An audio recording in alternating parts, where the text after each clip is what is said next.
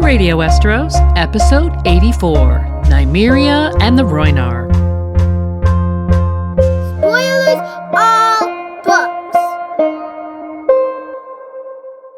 Hello and welcome to another episode of Radio Westeros. I'm Lady Guinevere, and with me, as always, is my co-host, Yolkboy. Hi everyone, and thanks so much for tuning in today for today's episode all about the Rhoynar and their leader Nymeria of Nymeria. We'll begin with a close look at the history and culture of the Rhoynish people when they established themselves as a major civilization stretched along the banks of their mother Rhoyne, alongside the Andals. With their arts and crafts renowned even to this day, we'll see how wonderful the riverside culture really was.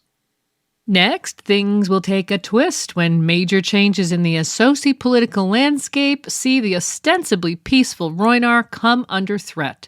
With the empire of Old Gis eventually defeated, the dragon-riding and slave-driving Valyrians continued to expand their borders, bringing about an inevitable conflict with the Rhoynish people as they looked to establish themselves along Mother Rhoyne. While the Rhoynar were notably a force to be reckoned with when roused to wrath, not even their brilliant water magicians could withstand the ruthless and literal firepower of the Valyrians. We'll see what happens when Nymeria emerges as a leader and tries to save what's left of her people, embarking on the legendary journey of 10,000 ships. By then, living on the Rhoyne had become impossible, but their other options were also terrible. Stay tuned to see what happens when Nymeria lands in the Basilisk Isle, Sithorios, and then the mysterious Butterfly Isle of Narth. Finally, we'll follow Nymeria's landing in Dorne as the Rhoynar attempt to settle for good. What were Dorne and House Martell like when they arrived? And what happened after Morse Martell made the fateful decision to marry Nymeria and look on as she burned her fleet for good? We're going to see why Nymeria is thought of as a legendary figure in Dorne to this day and examine her legacy, from books written about her to a certain Stark direwolf being named after her.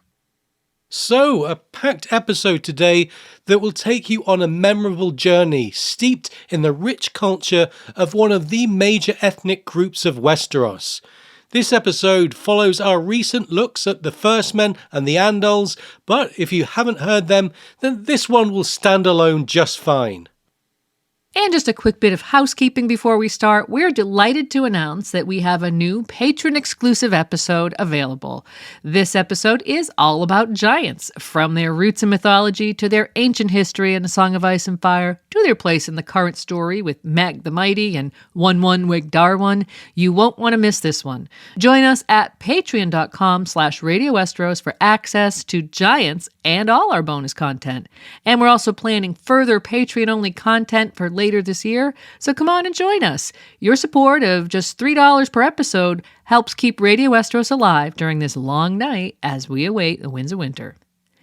And speaking of patrons, before we begin, we want to thank all of our patrons for their support, including our Flaming Lightbringer patron, TJ Harrington, our Dragonsteel patron, Peter, and our Palest Milk Glass patrons, Alex, Akka in the Company of the Cats, Chris B, The Song of Ice, Seth, Kelly, Laura, Sister Winter, Moltude, John Wergarian, and MT Walls, first of his name, as well as B-Word and Mr. J, The Bear and the Maiden Fair, and Sir Tim of House Jib Jab Hot Dog Shop, house motto, we forge the chains we wear in life.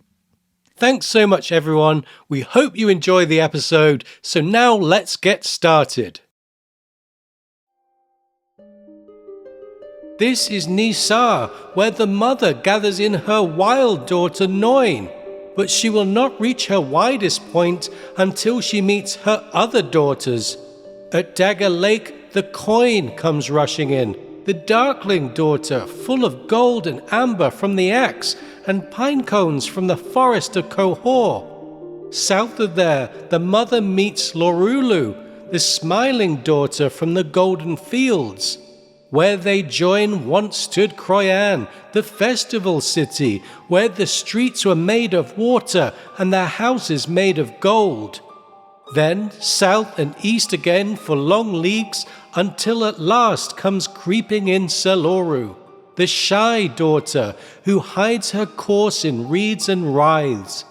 There Mother Rhoyne waxes so wide that a man upon a boat in the centre of the stream cannot see ashore to either side. You shall see, my little friend. In our own world, humans were once a species of hunter-gatherers, traversing the landscape in search of places that offered safety and sustenance. When the earliest civilizations formed, there was one essential ingredient that provided the bedrock of survival. One of our basic needs is fresh water, and so it follows that any ancient settlement attempting to feed mouths must first offer a plentiful supply of water. So it's no surprise that many ancient cities that prospered and endured for ages were initially built by the banks of major rivers. Yeah, you have Babylon on the Euphrates, Cairo on the Nile, and Rome on the Tiber. And in the A Song of Ice and Fire universe, the first men are said to have originated in the grasslands of Essos, serviced by the river Sarn. And in Westeros, the Riverlands are noted by Maester Yandel to be the beating heart of Westeros. Is it any wonder then that the River Rhoyne, being one of the largest rivers in the known world, supported a vast civilization spread up and down its unending banks? Those people were the Rhoynar, and despite their riverine civilization eventually being turned on its head by their aggressive neighbors from the Valyrian Empire, they still live on, having found a second home in Westeros, integrating with the people of Dorne. This was the third mass migration into Westeros after the first men and then the Andals, and in modern Westeros, all three ethnic groups mingled together, keeping in mind the royal titles that we first hear attributed to Robert Baratheon when he arrives at Winterfell, King of the Andals and the Rhoynar and the First Men. And so today we'll be focusing on who the Rhoynar were in ancient days when they dwelt by their mother river in Essos, why they left their homeland, and what happened when they eventually landed in Dorne. Given what we've said about rivers providing the foundations for burgeoning civilizations, let's turn our eyes to the first human civilizations in Planetos, which are said to have sprung up near the River Sarn in what we now call the Dothraki Sea.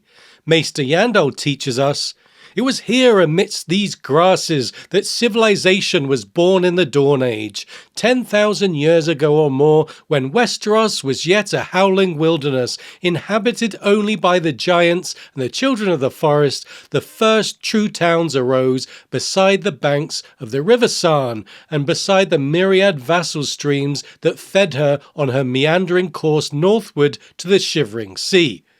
The histories of those days are lost to us, sad to say, for the kingdoms of the grass came and went in large measure before the race of man became literate. Only the legends persist. If this is true, we can then assume the original Rhoynar were once a wandering tribe, perhaps looking for a place to settle in an increasingly competitive world.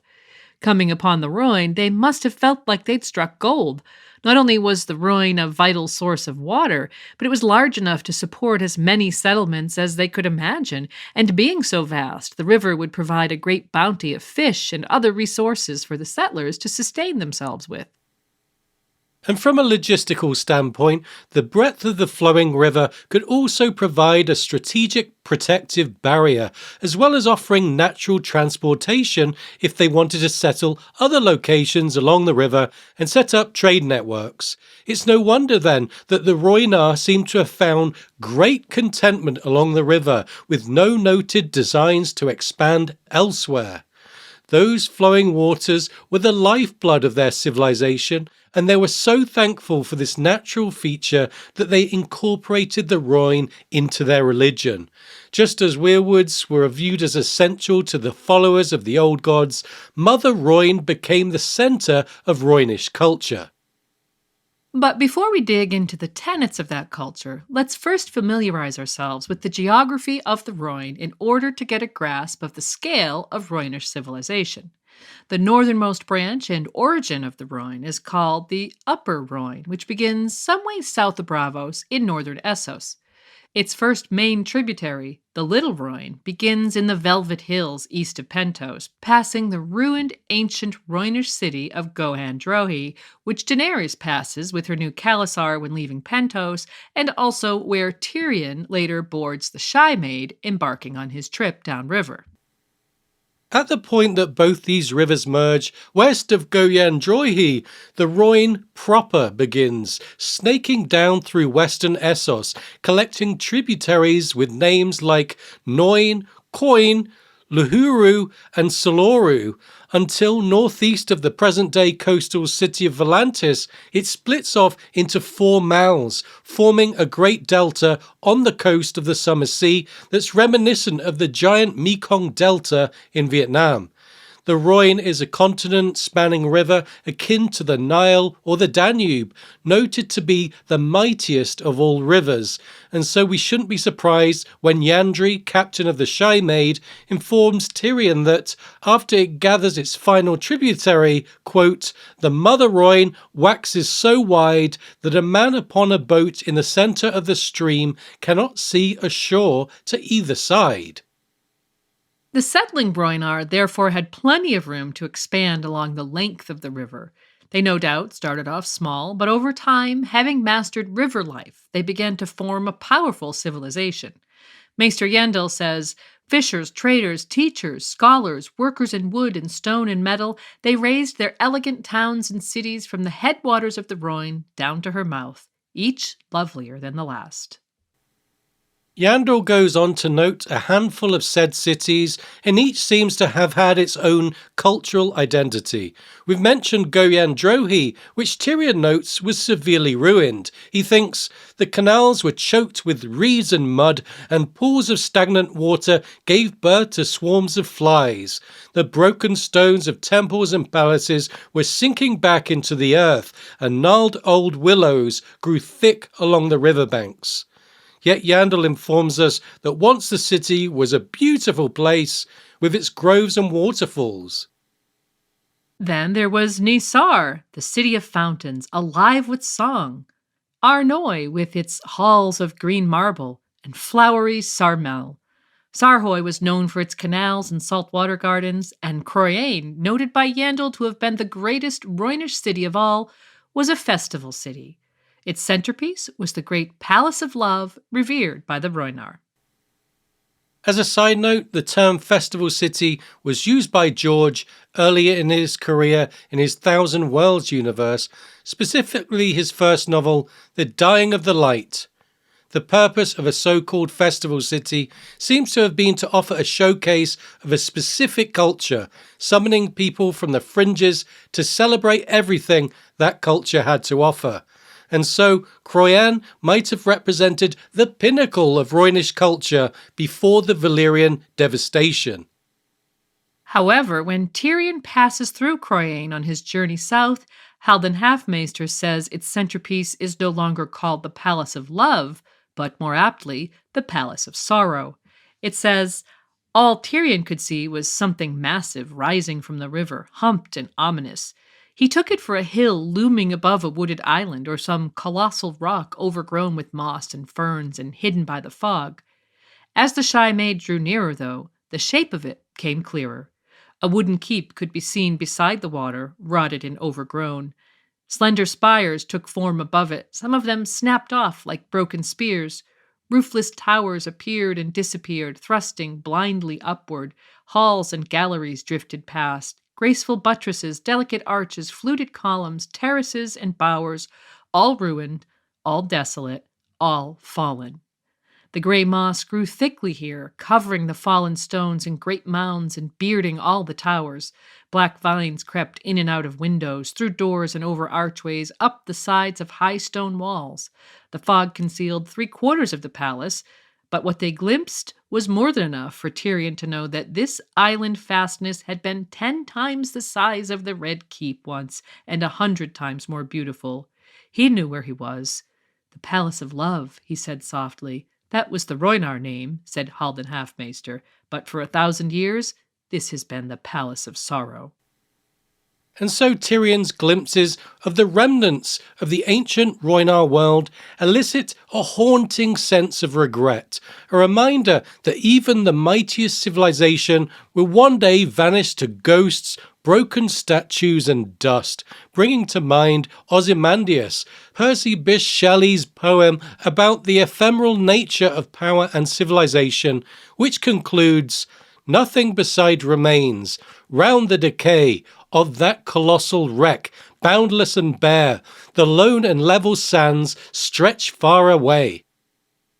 Pulled into a darkly contemplative mood by what he'd witnessed, Tyrion thinks, the ruin was sad enough, but knowing what it had been made it even sadder. There was laughter here once, Tyrion thought. There were gardens, bright with flowers and fountains sparkling golden in the sun. These steps once rang to the sound of lovers' footsteps, and beneath that broken dome, marriages beyond count were sealed with a kiss.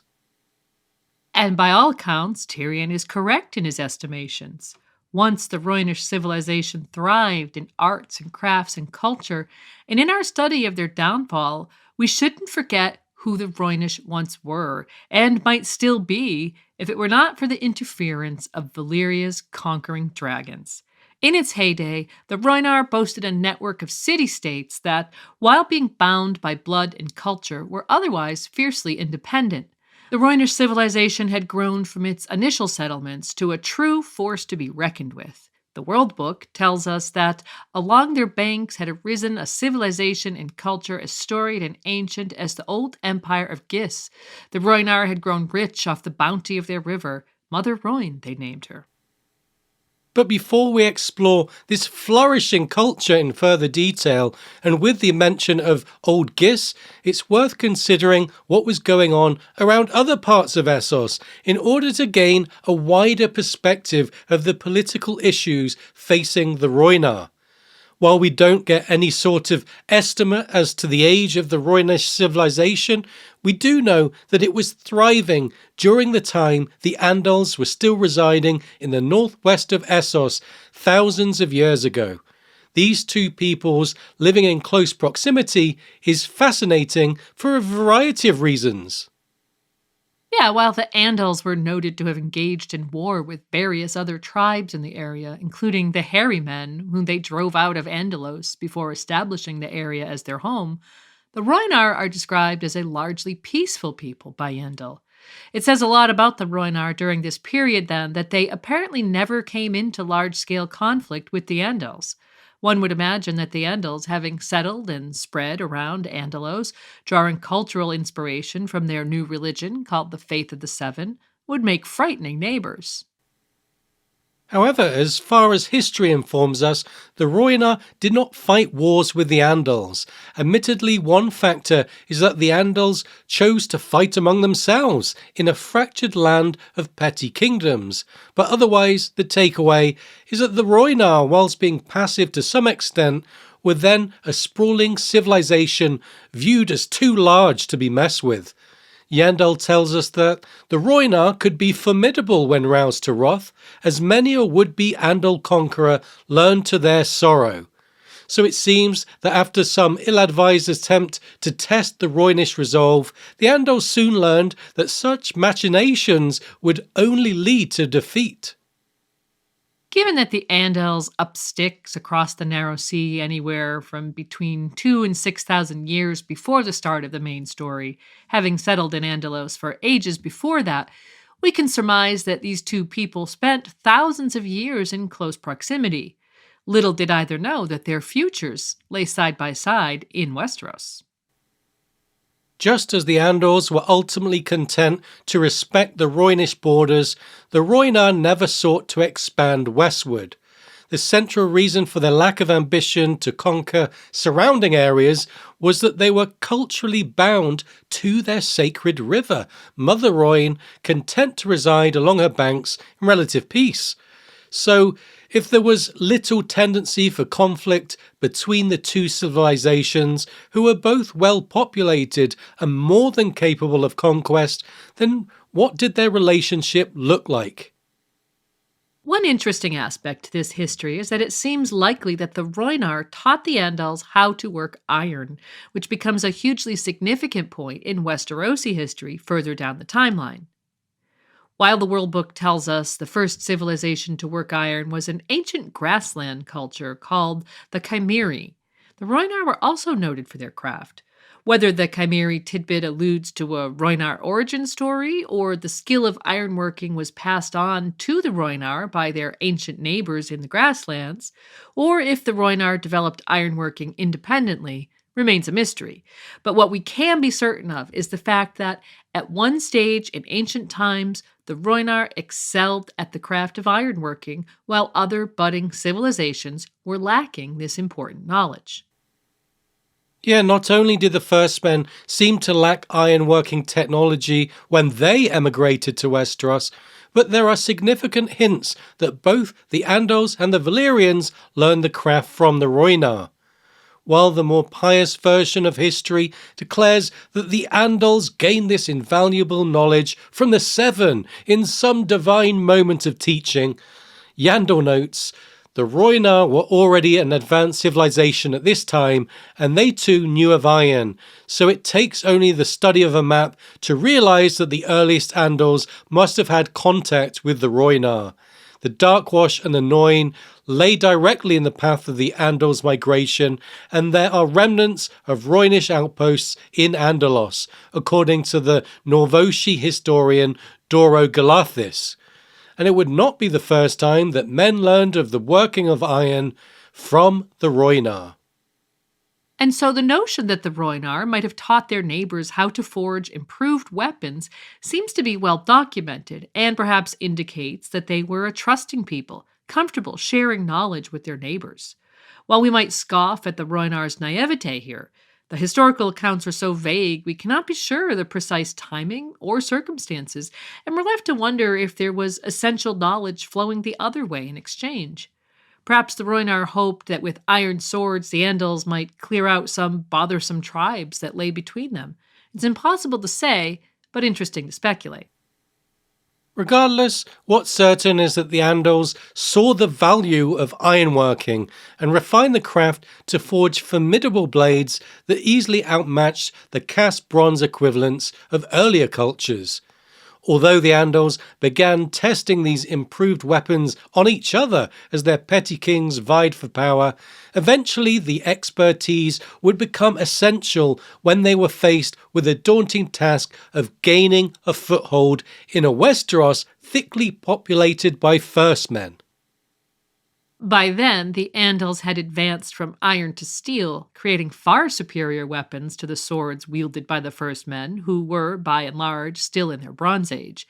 And so the Andal invasion of Westeros, which was eventually so successful they came to dominate the continent, owes much and more to the craftsmanship and expertise of the Rhoynar that had at one time in history remained arcane. Ultimately, the knowledge was passed on to the Andals, and the result was a dramatic shift in power in Westeros, giving the Andals the literal edge that led to them establishing dominance. And there's also evidence of the Rhoynar putting their advanced weaponry to good use themselves. The World Book tells us of the history of Norvos along the Noin tributary, which was settled by an ancient unknown people. These people were driven out of Norvos by the hairy men from the east, who are thought to be close kin of the Ebonese. Yandel tells us that these invaders in turn were expelled by the fabled prince of Nisar, Garrus the Grey, but the Rhoynar did not linger, preferring the more temperate climes of the lower river to the dark skies and cold winds of the hills. So there we have an example of Rhoynar aggression towards a tribe they might have considered troublesome, showing that while largely peaceful, they were by no means bound by pacifism. And the resolve of the Rhoynar would later be severely tested by the Valyrian freehold, as we're going to see today. For now, we should consider the pertinent background and geography here. Thousands of years ago, the Giscari Empire was waxing in power. This became a big problem for many other factions in Essos because they were an aggressive empire that embraced slavery to the extent they made an art of it. With the blood and toil of slaves, they built their pyramids, expanded their borders, and populated their armies until they were the primary force of aggression in eastern Essos. Their ferocious and highly organized lockstep legions were renowned soldiers, feared and respected in equal measure, giving their military the advantage necessary to defeat any foe on the battlefield. From the perspective of the Rhoynar, one factor that kept them safe from this threat was simple geography. The Giscari Empire was centered around the city of Old Gis, all the way east in Slaver's Bay. That put a lot of distance between the two civilizations, which might explain why the Gistari never took on the Rhoynar. But distance didn't stop the Giscari colonizing Sothorios, the inhospitable continent down to the south, and so perhaps the defensive strength of the Rhoynar should not be discounted as a reason why the Giscari didn't chance them. They had managed to live alongside the Andals for an extended period without ceding an inch of territory, and so perhaps the Giscari knew better than to rouse the Rhoynar on their own turf. As well as the Rhoynar being masters of the river, it should also be noted that the Giscari of that time fought with inferior bronze swords. So altogether, there's a host of reasons why the Giscari did not make it to the Rhoyne and instead chose to subjugate their neighbours and colonize other far-flung areas of the map. But consider this for a second. Not only were the Rhoynar seemingly out of reach of Old Gis, but the Andals were too. Given the Rhoyne runs almost from north to south, any force seeking to invade Andalos from the east must first travel through the Rhoynish land, then cross the formidable river. And these factors must have made the Andals feel very safe from Giscari expansion. Altogether, the Andals could count on their neighbors as a buffer. It would take a supreme force to take on the Rhoynar on their own turf and then penetrate further west, so in that respect, we'd say the Andals must have been glad to have neighbors that were not only content to exist within their own borders, but who were also effectively offering them safety due to their geographical location, providing a literal barrier to invaders from the east.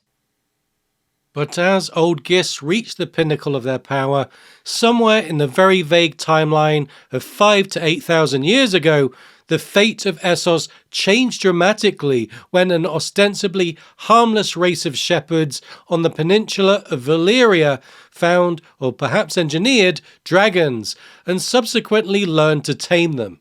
If you want to hear more on this intriguing aspect of Essosi history, then we'd refer you to our episode 73, all about dragons, and we'll be sure to also cover some of this in the next installment of the series, focusing on the Targaryen conquest of Westeros. For now, we can summarize by saying that the taming of dragons gave such an incredible advantage to the shepherds that before long they were building an empire of their own that would come to be known as the Freehold, centered around the volcanic network in Valyria known as the 14 Flames, the very place they first tamed their dragons. So rapid was the Valyrian rise to dominance that they were soon at loggerheads with the Giscari Empire to their east, who presided over vast armies but lacked dragons. Given Valyria's relatively close proximity to Old Gis and the expansionist nature of the Giscari, perhaps these two factions were natural enemies. Things came to a head during what's known as the First Giscari War. Here the dragonlords of Valyria set their flying, fire-breathing beasts against the famed Giscari lockstep legions. Records are scant, but we can assume that the Giscari had far superior numbers of personnel and were certainly well prepared in matters of war. Yet as we've seen in Westerosi history, dragons make dangerous foes, difficult to defend against and capable of roasting thousands of soldiers with a single swoop from the sky. It stands as testament to the obscene power of dragons that the Valyrians, relative newcomers to the empire business, were able to overcome their foe in the First Giscari War, winning a resounding victory. However, not to be dismayed and not about to relinquish power, the Giscari kept their empire together. Unable to strike a chord of diplomacy, the two factions went to war again and again and again, and each time during the first 4 Giscari wars, Old Gis found themselves defeated, although it's noted in the annals that they did at least win some battles. Finally, conflict broke out once more, and the 5th and last Giscari War commenced. This time, the Valyrians sought to end the struggle permanently, inflicting a fatal defeat on the Giscari by turning Old Gis into a ruin and sowing their soil with salt to destroy their ability to farm, ensuring the city and the empire it presided over would never again rise to power. And so the Valyrians proved that even the most massive human armies were no match for the firepower of dragons, a lesson that Westeros would one day learn when Aegon Rhaenys and Visenya Targaryen displayed the full might of their mounts at the Field of Fire. And so while Valyria went from strength to strength after humbling its main enemy, the other civilizations of Essos trembled, knowing that without dragons, they too could end up like Old Gis. Having dragons was one thing, but having dragons when nobody else did gave Valyria a supreme advantage. While the defeat of Old Gis must have been celebrated around Essos given their terrible culture of slavery, the Valyrians in turn kept the trade in human flesh alive by adopting the practice they had learned from their foe. As a relatively new empire that had shot to power after generations of humble sheep farming, the Valyrians perhaps were unprepared for empiredom. Perhaps this was why they mimicked the worst habits of Old Gis, and so they went from being a target of slavery to being slavers themselves. With dragons in their arsenal, the reality was that the Valyrian freehold had become an unstoppable machine that grew to depend on an ever-growing population of slaves to keep the engine turning. Once you begin venturing down that bloodthirsty path, it's difficult to turn back because free labour becomes ingrained in the political and economic system. To outline the depths of evil baked into Valyrian culture, the author gives us an account of those days from a slave's point of view via the Bravosi known as the Kindly Man. When telling Arya Stark about the origins of Braavos and his order of the Faceless Men, he explains that we first took root in Valyria amongst the wretched slaves who toiled in the deep mines beneath the 14 flames that lit the freehold's nights of old. Most mines are dank and chilly places, cut from cold dead stone, but the 14 flames were living mountains with veins of molten rock and hearts of fire. So the mines of Old Valyria were always hot, and they grew hotter as the shafts were driven deeper, ever deeper. The slaves toiled in an oven. The rocks around them were too hot to touch. The air stank of brimstone and would sear their lungs as they breathed it. The soles of their feet would burn and blister even through the thickest sandals. Sometimes, when they broke through a wall in search of gold, they would find steam instead, or boiling water, or molten rock. Certain shafts were cut so low that the slaves could not stand upright, but had to crawl or bend. And there were worms in that red darkness too. And so what must the relatively peaceful, culturally introverted Rhoynar have thought when the Valyrians first defeated Old Gis, then became a slaver culture themselves? We mentioned earlier that one aspect that had saved the Rhoynar from a fierce confrontation with the Giscari was geography. As we said, Old Gis was situated far to the east, and so it would have taken tremendous effort for them to transport forces to the banks of the Rhoyne, where the Rhoynar would have held the home advantage. But against Valyria, these geographic advantages were diminished. Not only was Valyria closer to the Rhoyne than Old Gis had been, but their dragons didn't face the same logistical problems of a lockstep legion or a siege engine. From the sky, the Valyrians could strike anywhere at any time and disappear before their victims could organize a response. And so while, as we said, the Rhoynar must have delighted to hear Old Gis was on its knees, as the old saying goes, be careful what you wish for. the Valyrians had become an equally immoral yet far more terrifying alternative. And once Oldgis fell, there was no other major force to balance the power in Essos and keep Valyria at bay. Now, the two biggest factions were the Valyrians and the Rhoynar. And we'll pick up this thread later when we focus on the conflict that would inevitably rise between them. In discussing how the Rhoynar came to find themselves sharing a continent with the dragonlords, we shouldn't forget a point we raised earlier as we try to get back on a cultural track here, that not only did the Rhoynar share their knowledge of metalworking with the Andals, they did the same with the Valyrians.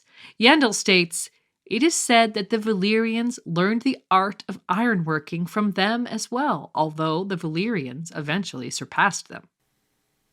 And so, when we think of Valyrian steel, which seems like such an important metal in the world of A Song of Ice and Fire, we must imagine that the earliest experiments to forge such blades began with the knowledge the Valyrians gained from the Rhoynar. Valyrian steel no doubt requires magic and dragonfire in its production, and perhaps human sacrifice as well, to make a fantasy version of Damascus steel from our world, lighter than conventional steel and holding a sharper edge. Again, we see that Rhoynar craftsmanship culture has had an indirect yet major impact on Westeros and the main story, with Ned Stark's ice, the fateful cat's paw dagger, and a host of other weapons and items owing their existence in part due to the ancient Rhoynar, who worked their forges along the river and shared their expertise with other cultures. And when the Rhoynar eventually settled in Dorne, quote, "Their artisans, metal workers, and stonemasons brought skills far in advance of those achieved by their Westerosi counterparts, and their armourers were soon producing swords and spears and suits of scale and plate no Westerosi smith could hope to match." And more on that later. So it's clear that the Rhoynar were skilled people who took pride in their craft. The notion that they were a folksy and uncomplicated river folk is therefore somewhat oversimplified because by all accounts they seem to have been highly creative, learned, and industrious. And aside from their metal and stone crafts, there was another skill in which they excelled: magic. As Yendel describes it, art and music flourished in the cities of the Rhoyne, and it is said their people had their own magic, a water magic very different from the sorceries of Valyria, which were woven of blood and fire. One thing we've seen in A Song of Ice and Fire is how fire magicians use flame readings to see the future. Red priests Melisandre and Moqorro are both able to look into the flames and snatch a glimpse of tomorrow. Well, it might be that the ancient Rhoynar were able to pull off a similar trick with water. The World Book tells us it was said the Mother Rhoyne herself whispered to her children of every threat. Furthermore, the Rhoynar were apparently able to magically raise parts of the river itself as a form of defense.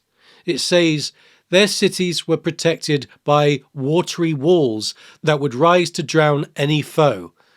Altogether, the Rhoynish water witches and wizards apparently knew how to turn their beloved Mother Rhoyne into a weapon, or at least a shield, among other advantageous magical skills. And a lot more on that later when we'll see all of this put to use. The fact that Rhoynish magic revolves around water once again emphasizes how inseparable their culture was from the river. It's no surprise, then, that the religion of the Rhoynar was also river-centric.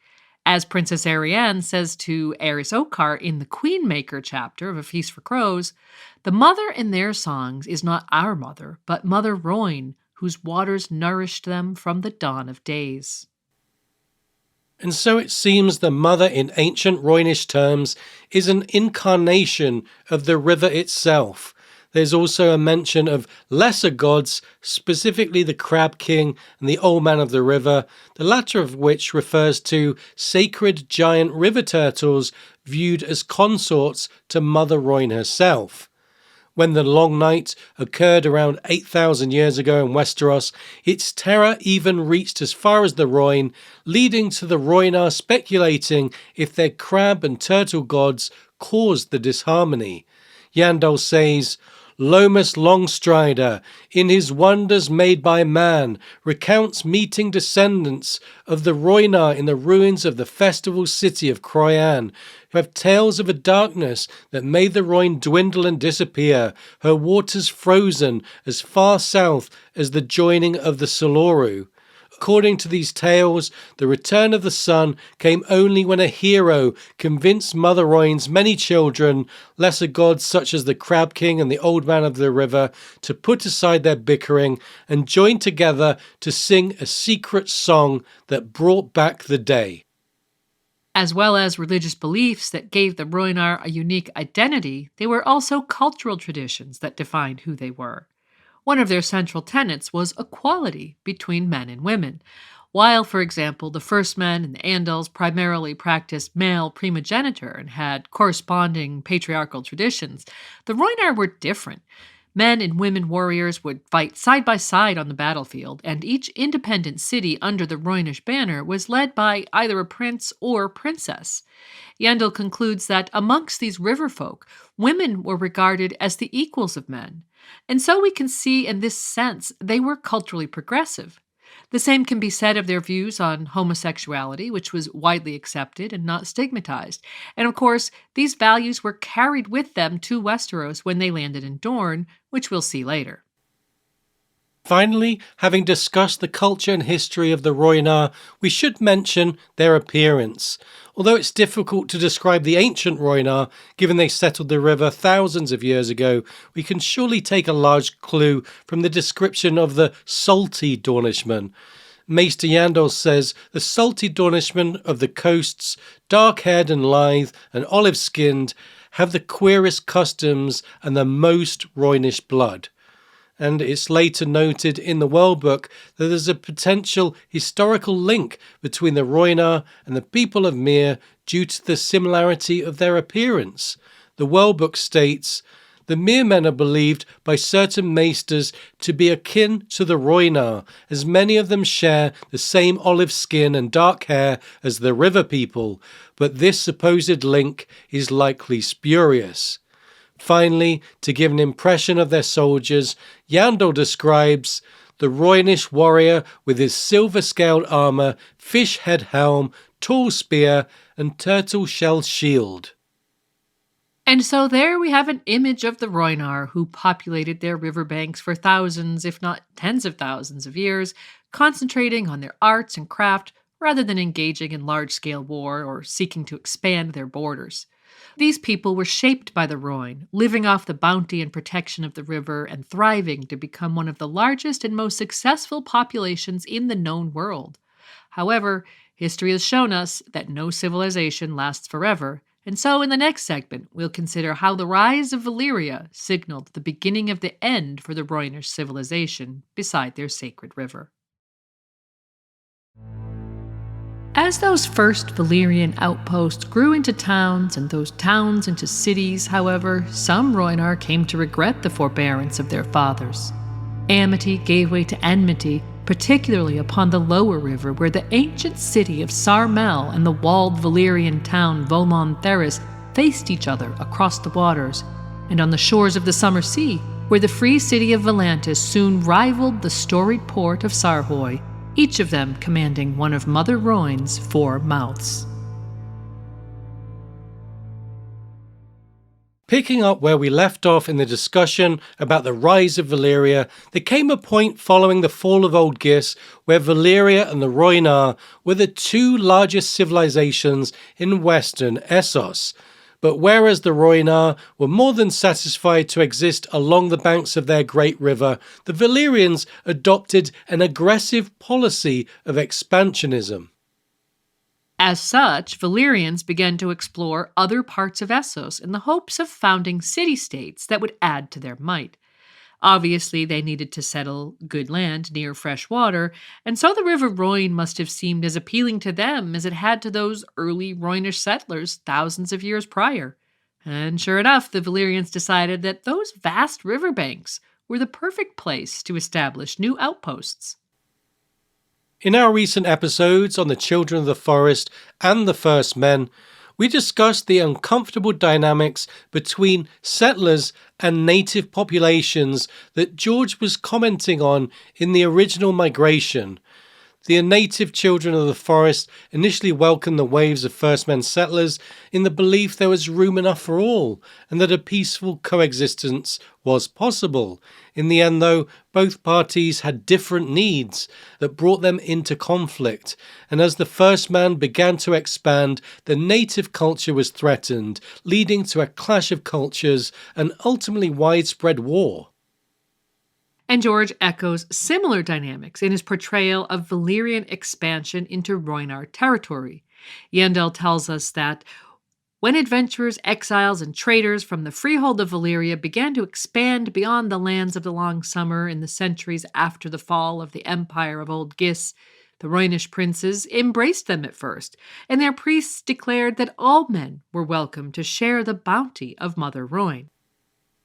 But this warm-hearted philosophy of welcoming acceptance with the goal of coexistence didn't last for long, as Valyria's expansionism into western Essos turned out to be as relentless as the First Men's in Westeros. In time, the Rhoynar came to realize they had been naive to welcome their new neighbors so warmly.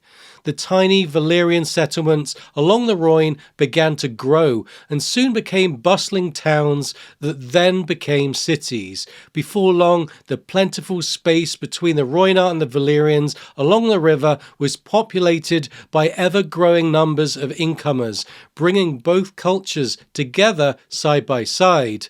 This is when the incompatibility between the two peoples began to show. As the World Book puts it, some Rhoynar came to regret the forbearance of their fathers.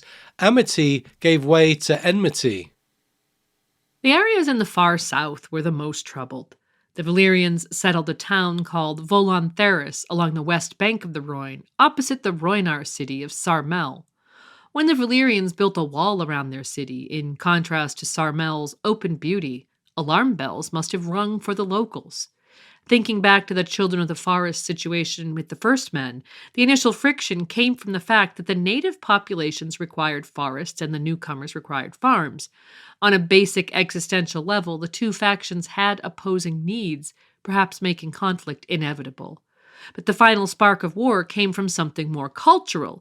Fearing that the children were spying on them via their magical weirwood trees, the First Men began felling the sacred trees that were a central aspect of the children's culture and religion. For this, the children went to war, even though their foe had far superior weapons. And again, there are echoes of the children's plight in the depiction of the friction between Valyria and the Rhoynar. The Rhoynar's lifestyle was dependent on the bounty of the river that the Valyrians were now drawing from, putting the two factions at loggerheads. And once more, cultural factors provided the initial spark of conflict. With rivalries becoming increasingly heated, the first outbreak of war began when inhabitants of Volantheris caught and butchered one of the old man of the river giant turtles that the native culture held as sacred. To the Valyrians, the slaughter of a turtle represented a good meal for the ever-growing number of hungry mouths they needed to feed in order to sustain their burgeoning town. But for the Rhoynar, this represented sacrilege, an affront to their religion, similar to the children and their weirwoods, that was significant enough to draw them into open conflict. The First Turtle War, as it's referred to in the annals, did not last long, less than a moon's turn, in fact. As we mentioned, the Valyrians were savvy enough to build walled fortifications around their towns and cities, having survived extended wars with the Giscari, but we guess that the Rhoynar had lived so long without war that they were less practiced defensively. Consequently, Volantheris had little difficulty in raiding and torching Sarmel. However, let's not forget that despite the Rhoynar's passivity, they were, quote, fearsome when roused to wrath. they retaliated for the invasion of Sarmel and called upon their water wizards. These magicians raised the river to flood Volontheris, reportedly wiping away half of the city. Whereas the Valyrians had used fire to attack Sarmel, the Rhoynar had used water. The first victory in the Rhoynish wars was theirs.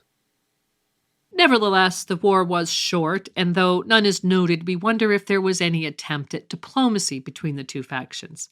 The reality was that the Rhoynar were culturally bound to their river, and the Valyrians were too deeply invested in expansion to back down. And so further conflict followed. Maester Yandel notes that there was the War of Three Princes, the Second Turtle War, the Fishermen's War, the Salt War, the Third Turtle War, the War on Dagger Lake, the Spice War, and many more too numerous to recount here. And so we're left to imagine what the causes of these wars were, but titles such as the Second and Third Turtle Wars and the Spice War do give us clues. Altogether, the conflict up and down the river owed much to the cultural incompatibility we've discussed, and led to cities either being burned by the Valyrians or flooded by the Rhoynar.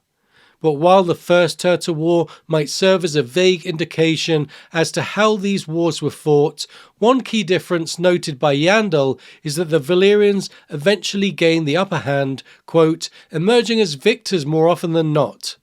It's also noted that thousands of people were killed or enslaved. And of course, the more slaves the Valyrians took, the stronger their freehold became. Add to that, the network of Valyrian colonies began to work together and coordinate attacks, as they had no doubt learned to do in the Giscari Wars. In contrast, the Rhoynar didn't function as one unit. The Rhoynish cities were led by princes and princesses and were noted to be fiercely independent, too proud to ally with one another. So perhaps it's not a surprise that the Rhoynar suffered the greatest damage in the 2.5 centuries that these battles raged. But it was during the Second Spice War that conflict headed to a climax. South of Sarmel and Volontheris, around the southern Essosi coast, lay the Rhoynish port city of Sarhoy and the Valyrian free city Volantis.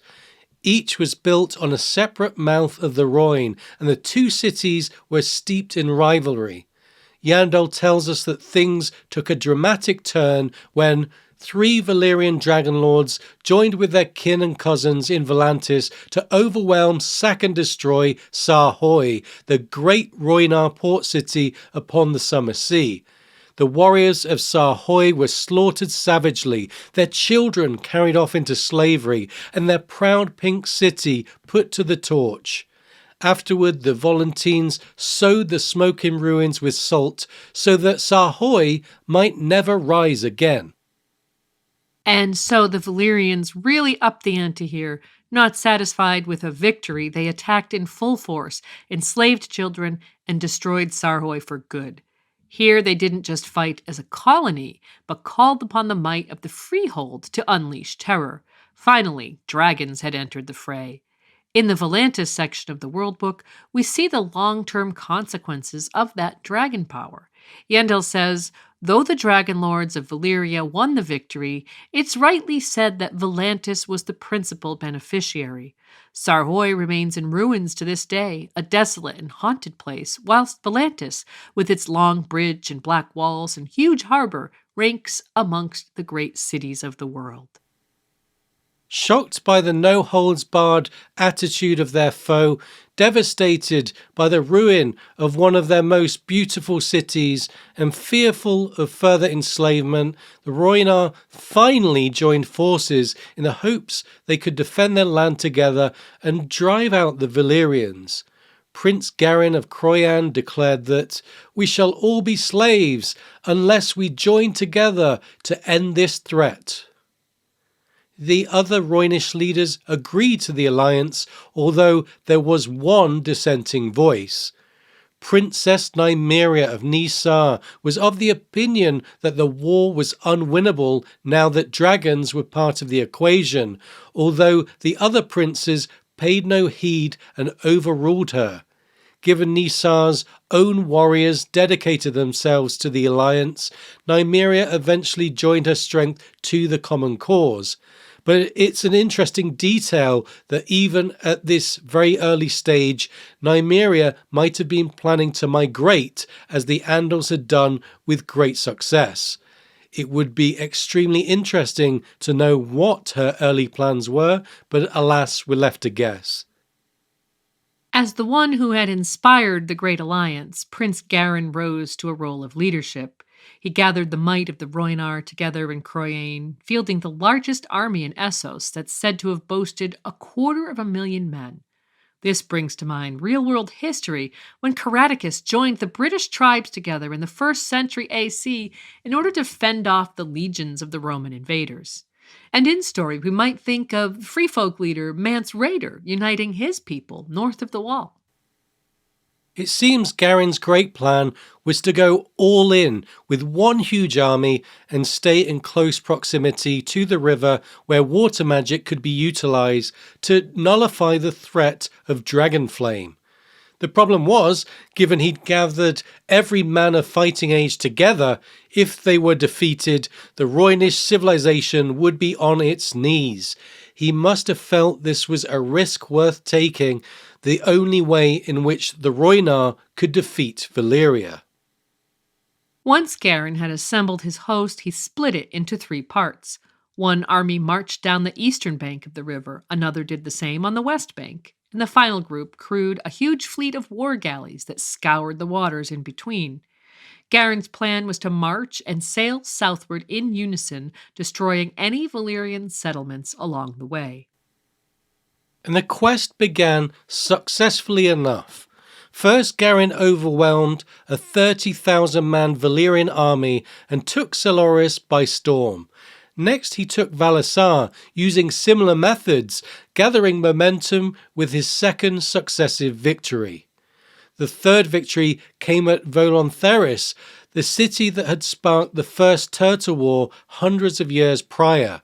Here, Garin's troops defeated a host of 100,000, including 3 dragonlords, which was no mean feat. The Rhoynish water wizards manipulated the Rhoyne itself to produce massive spouts of water that dismayed the dragons. As a result, the Rhoynish archers were able to bring down 2 of their dragons and injured the third, who fled defeated. Then the wizards flooded the city. Despite the huge cost to Rhoynish troops, all of those thousands of soldiers killed in ground combat or burned by Dragonflame, Prince Garin had secured a resounding victory. As Yendel puts it, thereafter, men began to name the victorious prince Garin the Great, and it is said that in Volantis great lords trembled in terror as his host advanced. Rather than face him in the field, the Volantines retreated back behind their black walls and appealed to the freehold for help. Unfortunately for Garin and the Rhoynar, his victory was to be short-lived, as the mighty freehold obliged. In the pages of the main series, Dany's 3 dragons are still maturing, so we've yet to witness their full potential firepower. But there is significant backstory to show us what dragons can do. When Arya Stark arrives at Harrenhal in A Clash of Kings, she sees a blackened building, quote, as scarred as it was massive, its stones fissured and discoloured, and recalls old Nan's story of when the stone had melted and flowed like candle wax. This was the work of one single dragon, Balerion the Black Dread, ridden by Aegon the Conqueror during his attack of the castle in order to defeat Harren the Black, who was roasted alive along with his family and retainers.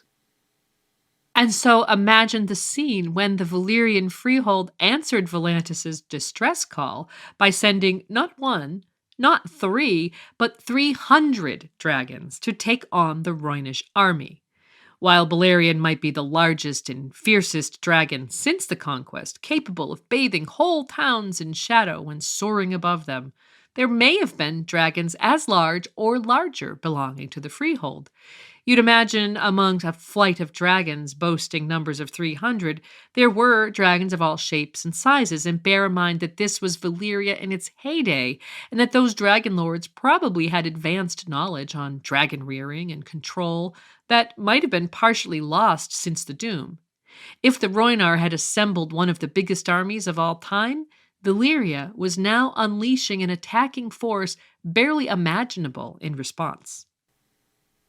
And as you'd expect, the scale and devastation of the coordinated counterattack overwhelmed the Rhoynar. While they'd managed to defend themselves admirably against 3 dragons, 300 was a very different matter. Yandel tells us that against their fires the Rhoynar could not stand. Tens of thousands burned whilst others rushed into the river, hoping that the embrace of Mother Rhoyne would offer them protection against dragon flame, only to drown in their mother's embrace. Some chroniclers insist that the fires burned so hot that the very waters of the river boiled and turned to steam. At Volantheris, water had overcome fire, but here in Volantis, dragon flame was the victor. Garin the Great was captured alive and forced to witness the rout. In the meantime, his soldiers were shown no mercy, and the Volantines and Valyrians sought to end the Rhoynish resistance for good, as they had done with the Giscari. They slaughtered thousands of Garin's troops, quote, so many that it was said their blood turned the great harbor of Volantis red as far as the eye could see. While Garin had kicked off his master plan by marching south from Croyan down the Rhoyne and eventually to Volantis, the Valyrians conversely moved from Volantis north towards Croyan. Along the way, they sacked Sarmel, turning the city into a ruin. Then they continued north to arrive in Croyan, where they aimed to make a resounding statement. This was Prince Garin's own city, so for maximum effect, the Valyrians locked him in a golden cage and forced him to observe Croyan's destruction. The invaders then routed the city, killing the adults and carrying the children off into slavery. However, legend has it that Prince Garin gained some measure of revenge for the atrocities he witnessed.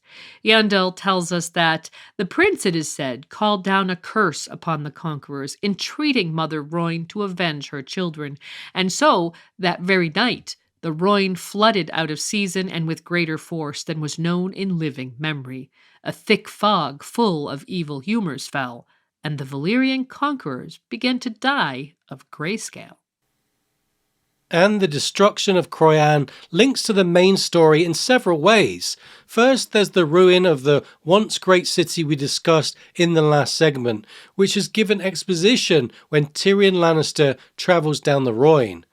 Then there's this origin story for Grayscale. On his way through the Sorrows, Tyrion passes through the fog and under the mysterious Bridge of Dream, one of the biggest bridges in the world before its destruction. The passage goes, "The Bridge of Dream," Griff named it. "There will be stone men on the span. Some may start to wail at our approach, but they are not like to molest us. Most stone men are feeble creatures, clumsy, lumbering, witless. Near the end, they all go mad, but that is when they are most dangerous. If need be, fend them off with the torches. On no account let them touch you." Stone eyes are blind eyes, Tyrion thought. The mortal form of Grayscale began in the extremities, he knew. A tingling in a fingertip, a toenail turning black, a loss of feeling. As the numbness crept into the hand or stole past the foot and up the leg, the flesh stiffened and grew cold, and the victim's skin took on a greyish hue, resembling stone. He had heard it said there were 3 good cures for Grayscale: axe and sword and cleaver. Hacking off afflicted parts did sometimes stop the spread of the disease, Tyrion knew, but not always. Many a man had sacrificed one arm or foot only to find the other going grey. Once that happened, hope was gone. blindness was common when the stone reached the face. In the final stages, the curse turned inwards to muscles, bones, and inner organs. And to this day, Garen's curse, as it is known, is believed to hold sway at the Sorrows. At first, the shy maid passes the Bridge of Dream without issue, but then further down the river, inexplicably, they encounter the Bridge of Dream again. This time, the stone men attack the boat, and Tyrion narrowly avoids contracting grayscale while fending off 3 infected men. Yet his travel companion, Griff, or John Connington as he's known under his blue-haired disguise, isn't so lucky, and later in his point of view, we see him hiding his affliction as he begins his campaign to win the Iron Throne for his foster son, young Griff, an apparent Targaryen in disguise. The reader's left to wonder what Connington's grayscale means for both his personal story and the fate of his invasion of Westeros. If Connington does go on to play the role of a patient zero, sparking a mass outbreak of grayscale in Westeros, we should remember that, according to legend at least, it was Garen the Great who first called down this curse to spite the Valyrians. Yeah, it's a great strength of George's world-building that not only does he present intriguing ancient histories, but manages to deftly link them to the current story, which really makes the world feel lived in. And as for Garen, we should consider his moniker of the Great. While he was given that name following his initial series of victories over the Valyrians, ultimately his campaign to take the fight to the dragonlords ended in disaster, with thousands of Rhoynar being slaughtered or burned in battle, and many others captured into slavery. And while ostensibly it might be easy to cry, Garen should have listened to wise Nymeria and evacuated the Rhoyne rather than fight, in reality, the position the Rhoynar found themselves in was more complex. At that point, the Rhoynish civilization was truly massive, and a mass migration would have been difficult to say the least. Besides logistical issues, you'd need to find a destination that would immediately provide enough sustenance for an entire population. It's true that their former neighbors, the Andals, successfully pulled off a mass migration of their own, perhaps also inspired by the threat of Valyria, but they had to invade Westeros with a conviction to aggression that wasn't in keeping with Rhoynish traditions. What's more is that, as we've discussed, the Rhoynar were culturally bound to their mother river. Even if Garen or Nymeria had tried to order a mass evacuation early on, we doubt very many of the Rhoynar would have listened. In this sense, it took the attack of 300 dragons to really get the message across that this war was unwinnable. And so it's difficult to evaluate Garen as a leader because the truth was that the Rhoynar were in a bind. Perhaps he was both heroic and foolish in his attempt to defy the might of Valyria. But one thing's for certain, the Rhoynar did and still do consider the man great. For them, he represented the stubborn, uncompromising defiance that would be continued in spirit when Dorne came to resist the power of Targaryen rule in Westeros, for generations refusing to submit and become part of a united kingdom. The Dornish, many with Rhoynar blood in their veins, fought Valyrian dragons again through multiple wars in Westeros, no doubt inspired by the exploits of Garen the Great. In fact, during the main story, Garen's name is brought up in the context of Arianne's Queenmaker plot to crown Princess Myrcella according to Dornish custom, rather than Westerosi law. Arianne's accomplice, her milk brother Garen, says, "Prince Oberyn told about Prince Garen, I remember, the one that I was named for." Andre Dult replies, "Garen the Great, the wonder of the Rhoyne. That's the one," says Garen. "He made Valyria tremble." So, while Garen led the old Rhoynar to their doom, we can see that he left behind an inspirational legacy that inhabits the Dornish collective psyche to this day. Yet, following his defeat, it was left to another Rhoynish leader, Nymeria of Nisar, the original dissenter, to attempt to save her people and her culture. And so, in the next segment, we'll look at the story of Nymeria and her 10,000 ships as the Rhoynar found themselves fleeing their mother Rhoyne in order to survive. And now, at the midpoint of the episode, it's time for us to thank our patrons from the Valyrian Steel level.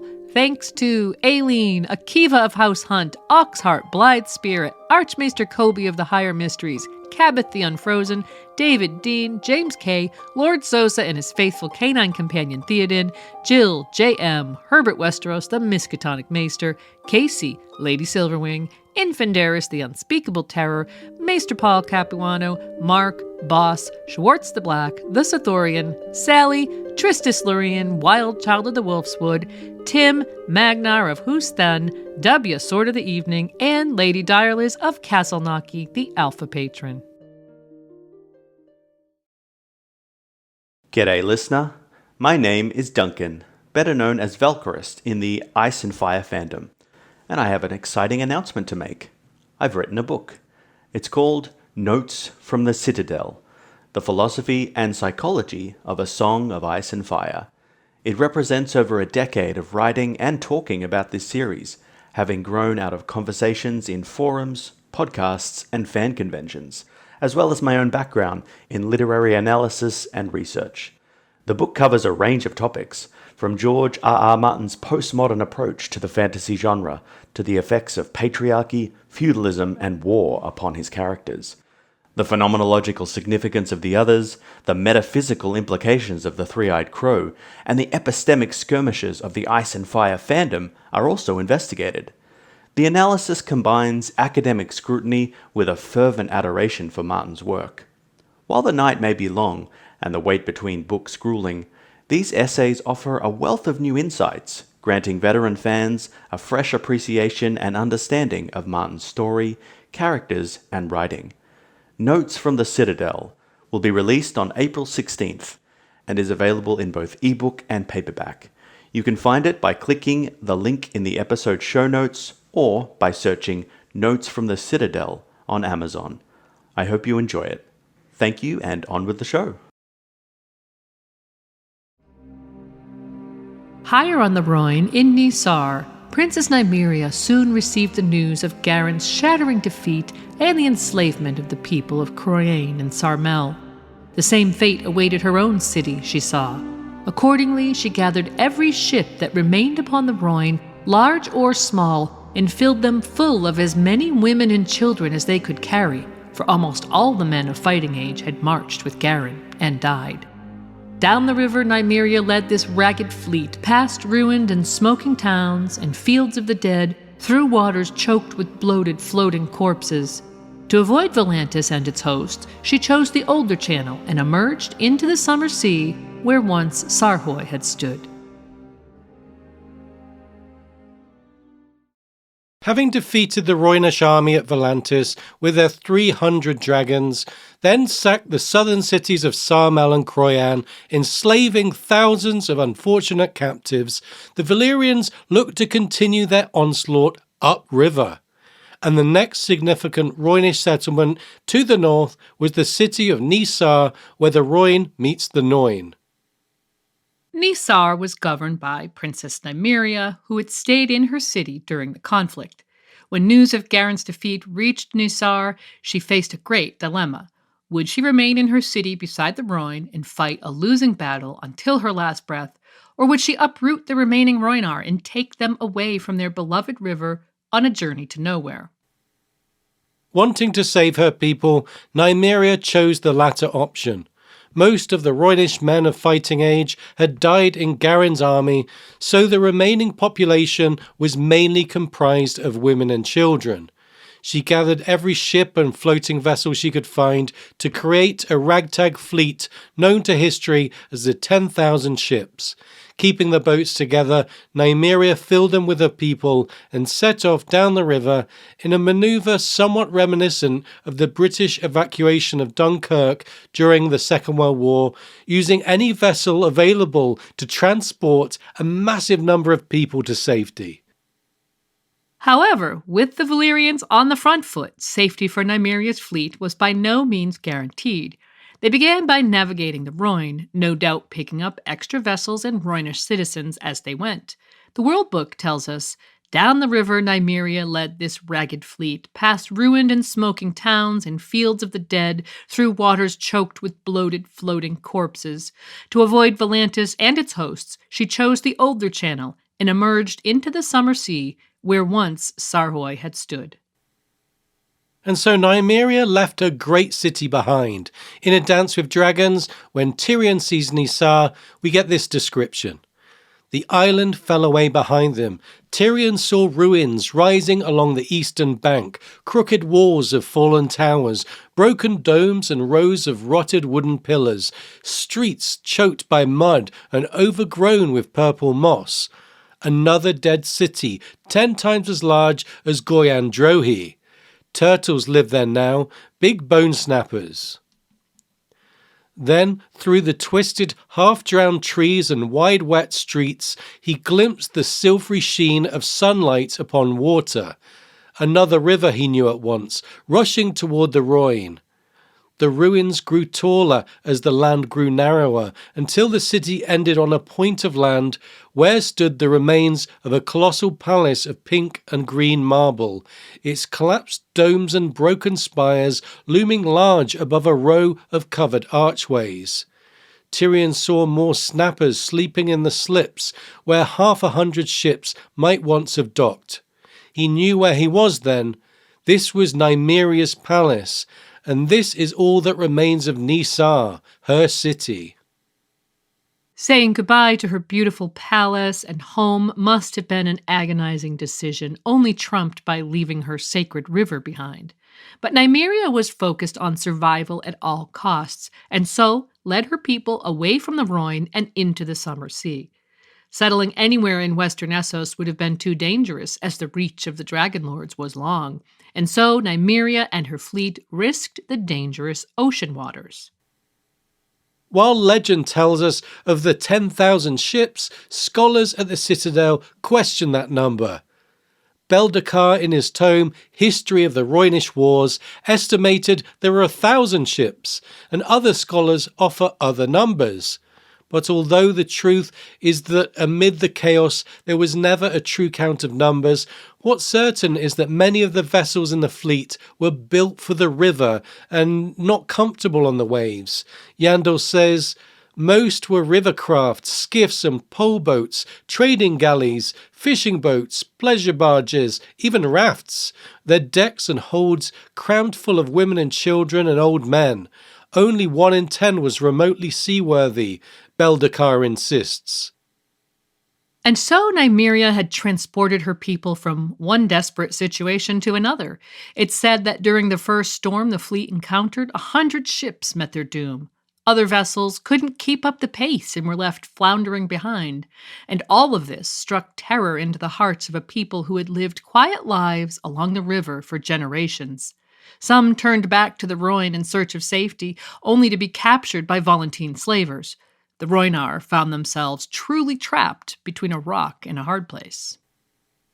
Seeking refuge, Nymeria took her people away from the dragonlord's grasp towards the Basilisk Isles on the other side of the summer sea. There they hoped to find food and fresh water while they considered their options. However, once there, the Rhoynar faced further troubles. The Basilisk Isles were a known hideout for corsairs. The local pirate kings took no pity on the refugees and probably couldn't believe their luck that the defenseless fleet full of women and children had rolled up on their shores. These corsairs even put aside their own grievances and rivalries to unite and take full advantage of the Rhoynar's vulnerability. Yandel tells us, they descended upon the Rhoynar with fire and sword, putting 20 ships to the torch and carrying off hundreds into slavery. In the aftermath, the corsairs offered to allow the Rhoynar to settle upon the Isle of Toads, providing they gave up their boats and sent each king 30 virgin girls and pretty boys each year as tribute. Given Nymeria had fled her home to avoid the threat of slavery, it's no wonder she wasn't about to strike a bargain with the corsairs. And their offering of allowing the Rhoynar to settle on the Isle of Toads was insulting in more ways than one. First, the stipulation to provide virgin tributes every year was appalling to someone trying to protect her people. And second, the notion of giving up their ships would have bound them to the Isle of Toads forever. Their very existence would be left to the whims of the corsairs, who, in all likelihood, would have continued to mistreat them in unspeakable ways indefinitely and possibly over generations. Altogether, the Basilisk Isles would never be the safe haven they needed. And so Nymeria set sail once more in the hopes of finding a home for her people. The problem was, looking at the map, that there was nowhere close by that they could really turn to.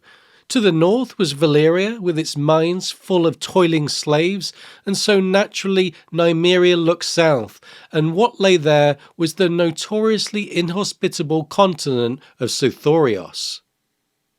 How much Nymeria knew of Sothorios is open for debate.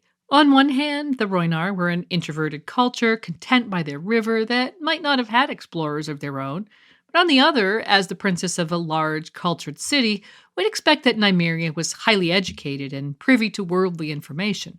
After all, while Sothorios was at the fringes of civilization, it certainly wasn't beyond the known world, given both Old Gis and Valyria had attempted to colonize the region. But as readers with the benefit of Maester Yandel's insights, we know what sort of place it was. In the Sothorios section of the World Book, he says, "Colonies planted here wither and die.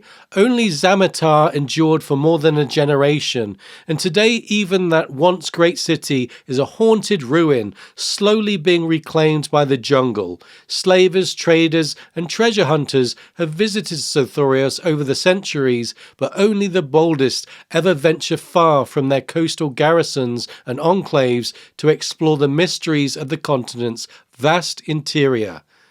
Those that dare, more often than not, set forth into the green, never to be seen again."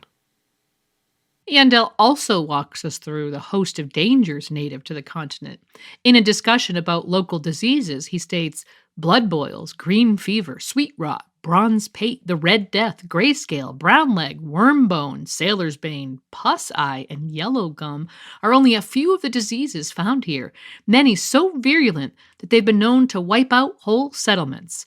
Archmaester Ebros's study of centuries of travelers' accounts suggests that 9 of every 10 men visiting Sothorios from Westeros will suffer one or more of these afflictions, and that almost half will die. And if that wasn't enough, there's mention of all manner of carnivorous local fauna, unwelcoming and cannibalistic local inhabitants known as the brindled men, and death from above in the form of bloodthirsty wyverns who Yandel describes as the tyrants of the southern skies. Altogether, Nymeria might have hoped she'd found a large landmass to house her desperate people, but there were reasons why the previous attempts at settlements had failed. And so while Nymeria was also doomed to fail here, as we said, it's unclear what exactly she knew of this part of the world. Perhaps, feeling like she had nowhere else to turn, Nymeria settled some of her people at Basilisk Point on the northwest coast. But being in close proximity to the Basilisk Isles and those evil corsairs, those settlements were soon raided by slavers who either slaughtered or bound them in chains, never to be seen again. While the jungles of Sothorios were deadly and impenetrable, living along the coast carried its own dangers. Nymeria took other settlers to the river Zamoyos, maybe in the hope her people could return to their traditional lifestyle along its banks. However, the reality of river life in Sothorios included, quote, quicksands, crocodiles, and rotting half-drowned trees. Yandel goes on to list some of the diseases we've mentioned and says, the young and very old proved especially vulnerable to such contagions.